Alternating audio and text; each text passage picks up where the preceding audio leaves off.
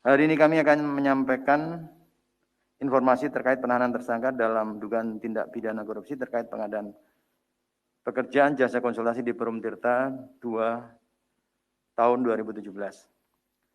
KPK sebelumnya sudah menetapkan 2 tersangka sebagai berikut.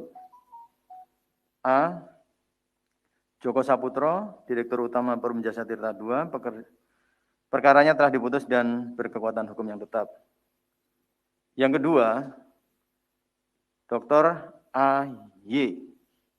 swasta, atas perbuatan tersangka disangkakan melanggar pasal 2 ayat 1 atau pasal 3 Undang-Undang Nomor 31 Tahun 1999 tentang pemberantasan tindak pidana korupsi sebagaimana telah diubah dengan Undang-Undang Nomor 20 Tahun 2001 tentang perubahan atas Undang-Undang Nomor 31 Tahun 1999 tentang pemberantasan tindak pidana korupsi. Junto pasal 55 ayat 1 ke 1 KUH pidana. Untuk kepentingan proses penyidikan,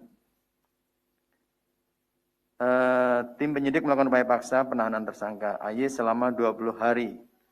Pertama terhitung mulai tanggal 3 September 2021 sampai dengan 22 September 2021 di rutan KPK pada Gedung Merah Putih.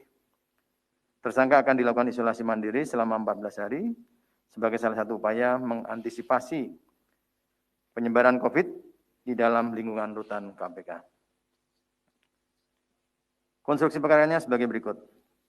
Pada tahun 2016, Joko Saputro sebagai Direktur Utama Perum Jasa Tirta 2, DS diduga memerintahkan melakukan relokasi anggaran dan revisi anggaran dengan mengalokasikan tambahan anggaran pada pekerjaan pengembangan SDM dan strategi korporat dari nilai awal 2,8 miliar menjadi 9,55 miliar. Pengusulan perubahan tersebut diduga tanpa adanya usulan baik dari unit lain dan tidak mengikuti aturan yang berlaku. Setelah dilakukan revisi anggaran, Joko Saputro memerintahkan pelaksanaan pengadaan kedua kegiatan ini dengan menunjuk AY sebagai pelaksana pada kedua kegiatan tersebut. Pada pelaksanaannya, AY menggunakan bendera perusahaan PT PMEC dan PT 2001 Pangripta. Dengan adanya pemberian komitmen fee atas penggunaan bendera kedua perusahaan tersebut sebesar 15%. Dan dari nilai kontrak, sedangkan AY menerima fee 85% dari nilai kontrak.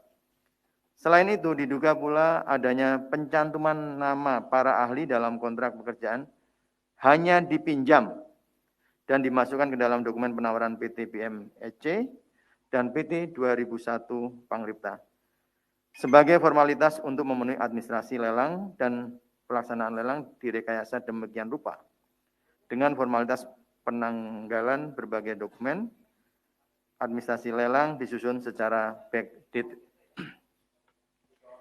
Akibat perbuatan tersangka diduga mengakibatkan kerugian keuangan negara sejumlah 3,6 miliar rupiah. Demikian yang saya sampaikan.